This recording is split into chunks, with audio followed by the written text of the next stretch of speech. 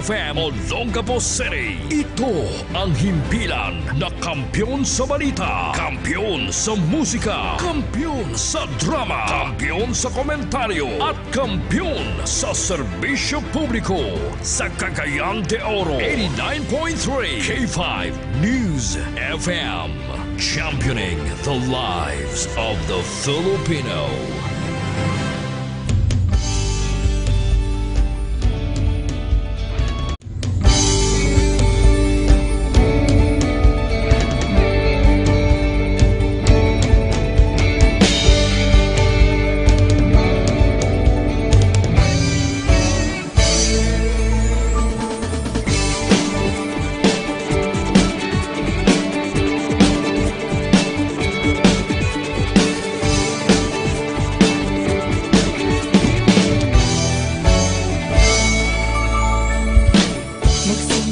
Sa isang pangarap, unti-unting natutupad, kasama mong lilipad sa tagumpay ng bawat buhay.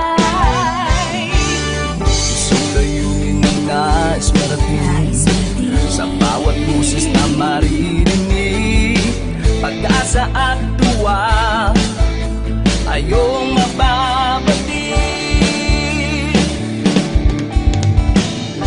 Namin sa inyo, serbisyong totoo, serbisyong may puso sa kampyon na radyo. Tulong malasakit at pagmamahalan, walang kinakatakutan sa bawat laban.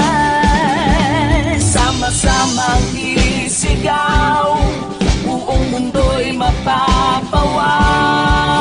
Wow! Ito ang K5 News FM. Kami ang K5 News FM. Tayo ang K5 News FM Philippines. K5 News FM. Ang K5 News.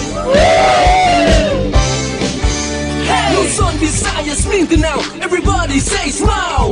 Nakikinig sa radyo, ito ang totoo. Sa bawat Pilipino, Tagalog, Bisaya, Ilonggo, Waray, Ilocano, serbisyo may puso sa kampyon na radyo. K5 News FM, ito ang radyo ko, ito ang radyo ko, ito ang K5 News FM. Kami ang K5 News FM, tayo ang K5 News FM. Ito ang radyo ko, may puso. Sama-sama tayo sa pagserbisyo, walang iwanan, tagumpay ay makakamtan. Tunay na K5 numero 1 sa inyong mga puso.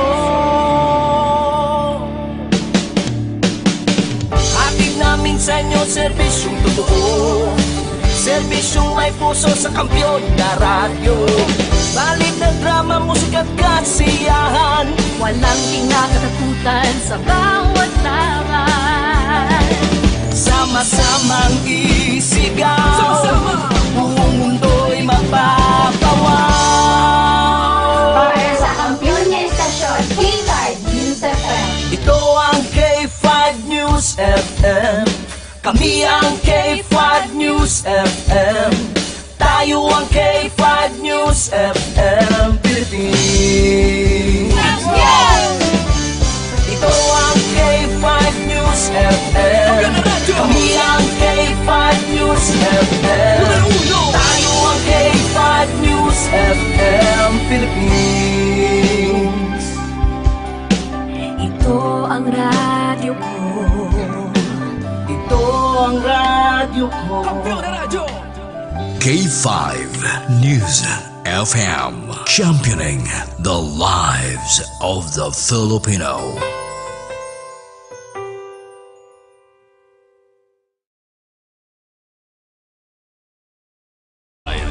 News FM, championing the lives of the Filipino.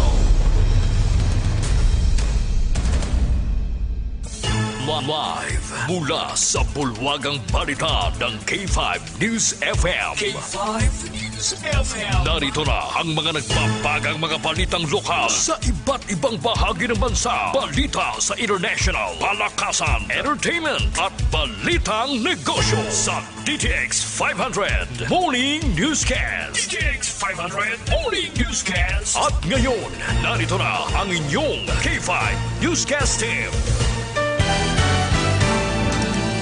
Oras sa tiwag na sa nga Pilipino, alas 6:02 na sa sayo nga kabontagon. At ang oras mga K5 gatos may kaboton sa DTX 500, ang number 1 pangontra sa sakit na diabetes. Tayo sa mapalit sa inyo mga sugi botika parwasya sa inyong mga napit. Ning adlaw nga Biyernes, July 26, 2024. Mabuhay Philippines, Luzon, Visayas, Mindanao o sa tibuok kalibutan. Live direktamente sa Tanimutangan sa Regional Headquarters sa K5 News FM sa Dakbayan sa Cagayan de Oro. Mabatiyo sa 90.5 Energy FM sa Dakbayan sa Ingoog sa may Northeastern Mindanao. Ikalman sa CFM 107.5 sa probinsya sa Bukidnon sa may Central Mindanao. Mabati worldwide, netwide, via www.amfmph.com, sa atong Facebook page, iba sa atong YouTube channel o Android TV. I-search lamang ang K5 News FM 89.3 Cagayan de Oro. Kini ang DTX 500 Morning Newscast. Ako yung bugto na tibalita karamodaga, K5 Buddy Froy Lumasag. O natasuluan sa itong mga balita. At ang top story of the day, 1.2 bilyones na damyo sa El Nino effect sa Northern Mindanao. Harali Sublingwa pasod na sa county office. Samtang balor 442,000 na mga illegal na droga na sagmiting syudad. Oloan sa balita regional, lalaki binaril patay sa nangyaring rambo sa isang KTV bar sa Fabia, Iloilo. Mag-ina pinasok pinagsasaksak patay sa bayan ng Santa Catalina. Oloan sa balitang national, PBBM di siguro nga isolated areas ang prioridad na matagan ng tabang tungod sa kalamidad. Oloan sa itong balitang international, 18 patay human magsang gamay ng aeroplano sa Nepal, piloto na luwas. Sa itong balitang showbiz, Selena Gomez mas pasalamaton sa iyang boyfriend kong BF nga si Benny Blanco. Sa itong balitang sports, US tennis star Coco Gauff napili nga na yung mga flag bearer sa Olympics. Samtang sa atong balita espesyal, mga Pinoy ron ay kagulingon nga lances karong panahon sa ting-ulan. Denita sa ito ang detalye sa mga balita karamuntaga. Balitang lokal. At ang top story of the day ito sa may kauboton sa DTX 500. Number 1 pangontra sa sakit na diabetes na inyo sa mapalit sa inyong masok yung botiga farmasya sa inyong mga napig. Imas pinakadoon nga klinika di Alternativo Medicina and Wellness Center. Diya sa nagbayan sa Ingoog ang klinika di Alternativo Medicina and Wellness Center. Anamamutang sa Doña Graciana Street doon sa bus terminal Dakbayan sa Ingoog. Kay Fami talag na kong damyos sa agrikultura sa Northern Mindanao region sa maging pag-igo sa El Nino. Niga tuiga, kinisubay sa giguptang datos ikan sa Department of Agriculture kon DA10. Matod pa ni DA10 Regional Director Jose Apollo Pacamalan. Nasugad na appeal sa El Nino ang riyon dilo sa maubos sa sobra 1 bilyones kon 1 bilyon ka pesos ang damyo sa mga sektor. Sa mingon nga tipiko sa kini kahit mo sa nagkadugang sa pagmahal sa mga pareliton kay nagmenos man ang produksyon gikan sa kamahal na sagad maggamit sa katawan. Isara miaging El Nino sobra na pulo ka lugar sa riyon ang nagpaubos sa state of calamity. Dogang balita karabutaga. Yatot sa mga kauboton. Sa D3 Bayo. Ang D3 nga doon ay BCO. Ang BCO na doon ay D3. O sa natural antiviral, antibacterial specialist na pangontra sa sakit na pertussis o whooping cough. Inyo sa mapalit sa inyo masuging botika parmasya sa inyong mga dapit. K5 Pakyas sa laki gayon na makasuod sa opisina ron ni Padayon ang itaas ni Presidente Bongbong Marcos pinaagi sa Local Water Utilities Administration si Interim General Manager Fermin Harales. Kini human limitado gyapon ang access kagyatag ni regular General Manager Engineer Antonio Yang. Si Harales makasuod sa Cagayan de Oro Water District Basin kung na base sa luwa takeover. Kaya itong Mayo ng tuiga, igo na lang sa paglili sa Harales sa sulod nga bahin sa employees entry sa COWD.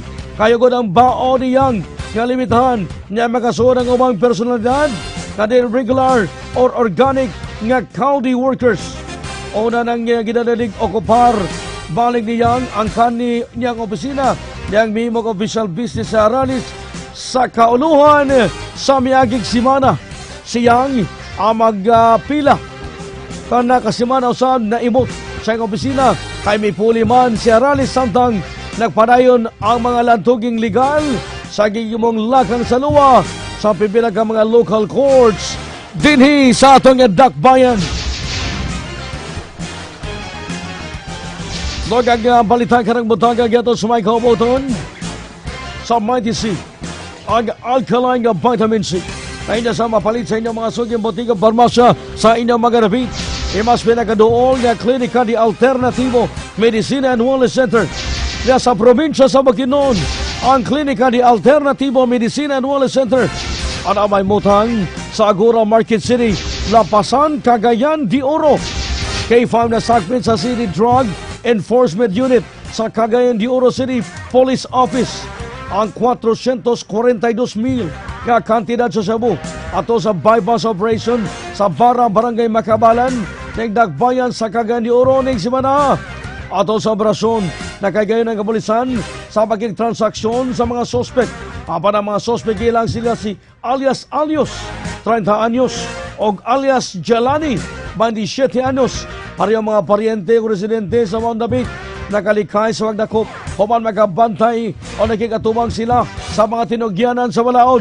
Nakuha sa mga ebidensya ang tulo ka heat sealed transparent plastic sachet kadon ay suon nga gituang shabu o motimbang sa 60 gram na 65 grams kadon ay standard drug price na 442,000 pesos. Kaso maglapas sa Sections 5 ug 11 sa Article 2 sa Republic Act 9165 on Comprehensive Dangerous Drugs Act of 2002.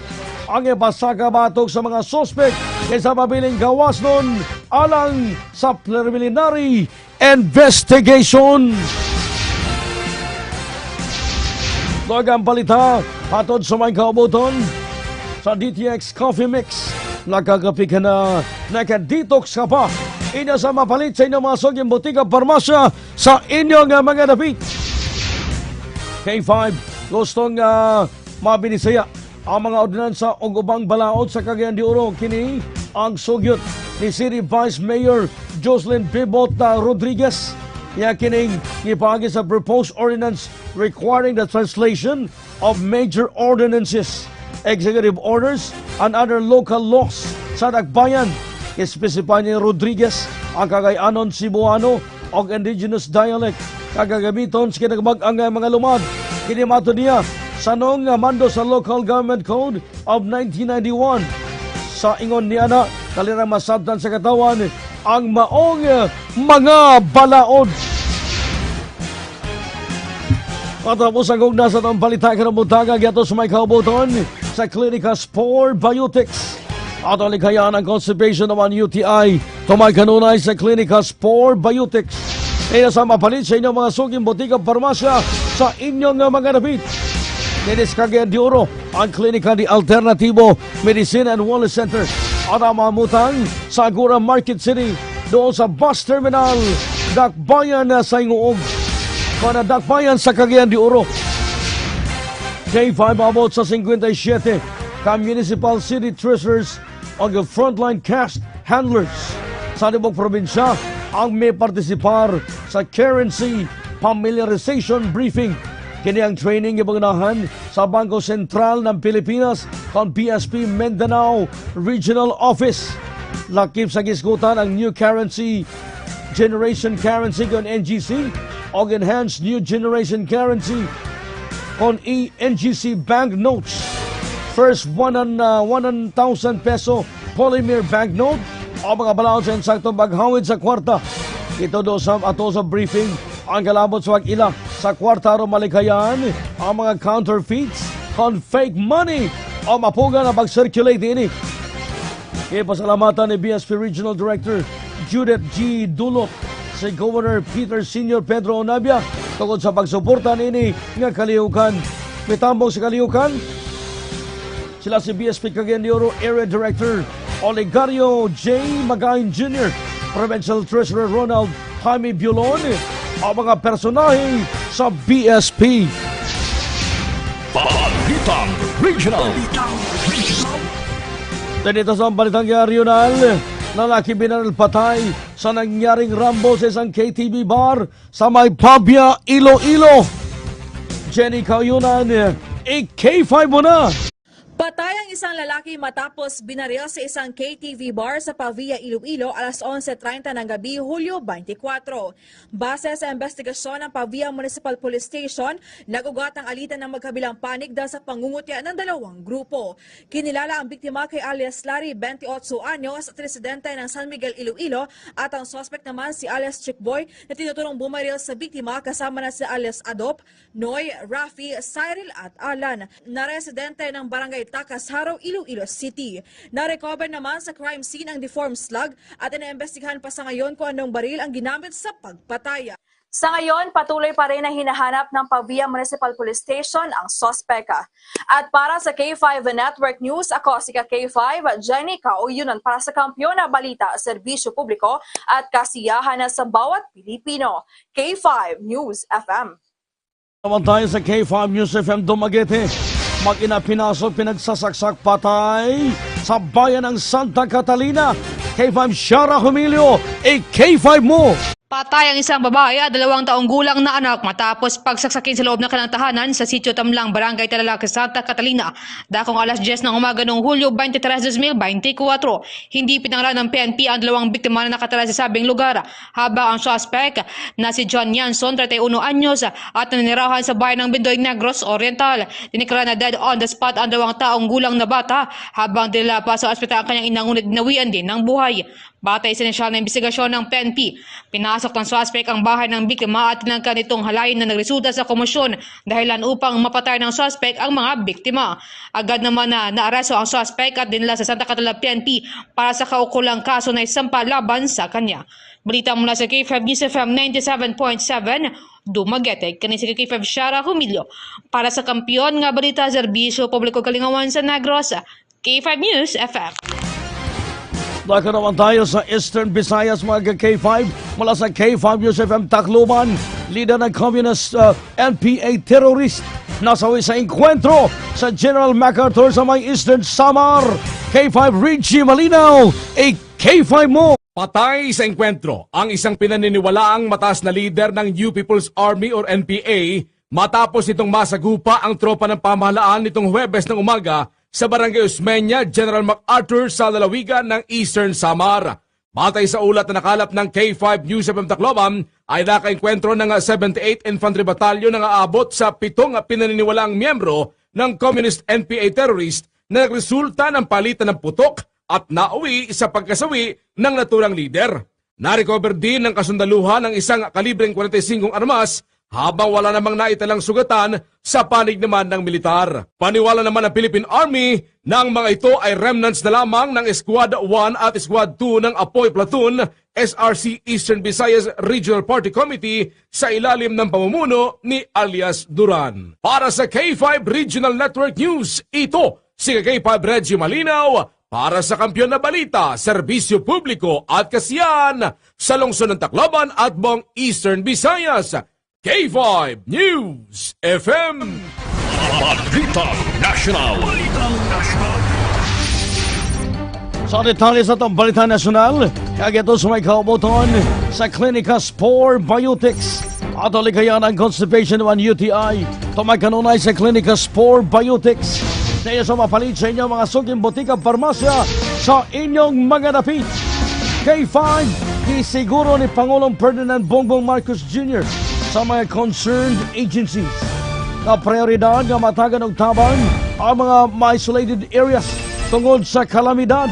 Sa situation briefing sa National Disaster Risk Reduction and Management Council on NDRRMC, kinsister ni PBBM na importante ang mga papel sa Department of Social Welfare and Development kung DSWD na nagapadayon og suporta sa mga ahensya para masiguro ang epekto sa relief operations. Sigal pa nini na importante usab ang pagkatigtit dinamagay sa Office of the Civil Defense kung OCD para batagan ang pagtaga ng mga lugar na pila na kaadlaw na wala makadawat sa tabang. Gimando sa Pangulo ang daling pag-andam o paghatod sa ginalang tabang sa mga kritikal nga lugar. Samtang gilaw sa nini ang dali nga paginahanglan sa susamang sitwasyon. Dagang Balita Nasyonal at sa mga kaubuton sa Extend Food Supplement for Men para sa laban ng pangmatagalan. Kaya sa mapalit sa inyong mga suging butika parmasya sa inyong mga dapit.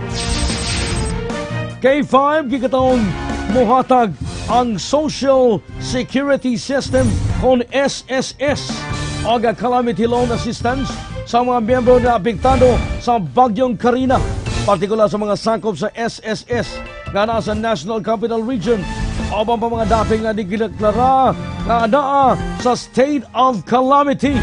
Matod pa sa President, yaman Chief Executive Officer sa SSS na si Rolando Ledesma Makasait.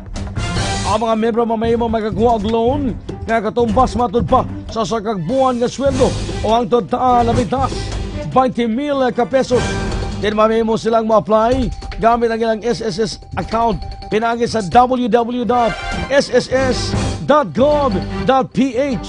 o bayaran nilang utang sud sa 2 ka tuig o kon 24 equal monthly installments na doon ay tinuoy nga interest nga 10%. Balita International. Sa atong balitagikan sa gawa sa nasod, dili maubos 18 katang patay o managsang gaway nga aeroplano ato sa pag-take off ni ini sa Kathmandu, Pokhara City dito sa nasod sa Nepal kagahapong adlaw. Sumala pa sa mga lokal nga officials, gabang gamay nga aeroplano ang padulong ayuhon sa technical maintenance ni ini.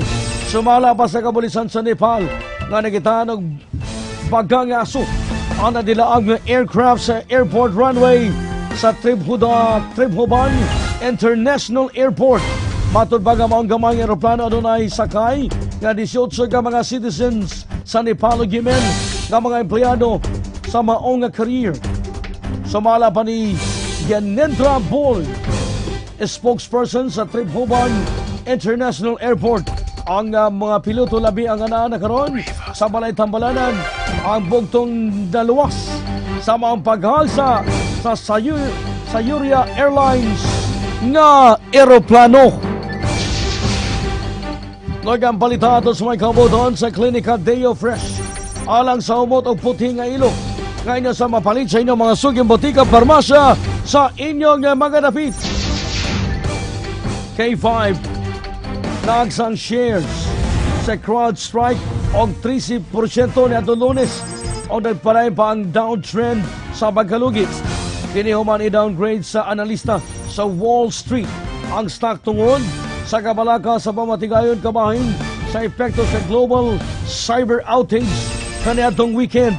Kainon duman na dili maayo ang pag-update sa CrowdStrike sa lang software sa seguridad nga nag-crash ang mga computer nga gipadagan sa operating system sa Microsoft Windows nga nagaresulta sa pagkabalda sa mga serbisyo sa internet sa tibuok kalibutan o nakaapekto sa laing industriya kagib ng airline, banking man healthcare. Ingon sa Microsoft, nadulan 8.5 million ang mga Windows devices o mas os-os o ubos pa sa 1% sa tanan ng mga Windows machines ang apektado. Balitang Sports. Sa atong balitang sports karong buntaga, matod pa ang US women tennis star na si Coco Gauff na pilisip usa sa America's flag bearer alang sa opening ceremony sa Paris Olympics. Magkauban niya si NBA superstar LeBron James. Ang 20 anyos nga tennis player kikonsideran nga pinakabata nga flag bearer sa kasaysayan sa US o sa Olympics. Si James o Gauff nakadaog sa boto sa ilang kaubang mga atleta sa US. Mato niya nga dili siya makatuo nga mapili siya nga mamahimong flag bearer sa ilang nasod. Lenita sa atong balita showbiz karabuntaga. Balitang Entertainment.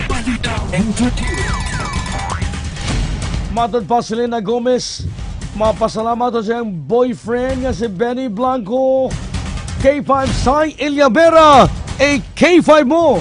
Nag-share og dedication post ang sikat nga singer nga si Selena Gomez sa boyfriend ni ini nga si Benny Blanco human sa iyang ika-32nd birthday. Sa Instagram post ni Selena, ki-upload ni ini ang pipila ka sweet photos kauban ng iyang boyfriend. Caption ni Selena nga thank you for sharing your life with me today and every day. Samtang nag-comment usab og 5 hearts si Benny sa post sa singer-actress. Kini nga balita atid kanato sa D3 bayo ang D3 nga dunay VCO, ang VCO nga dunay vitamin D3. Kini si K5 Sai Ilyabera para sa kampiyon nga balita, serbisyong publiko o kalingawan sa Cagayan de Oro. 89.3 K5 News FM. Bayan na rin ito itong balita espesyal karong buntaga mga K5.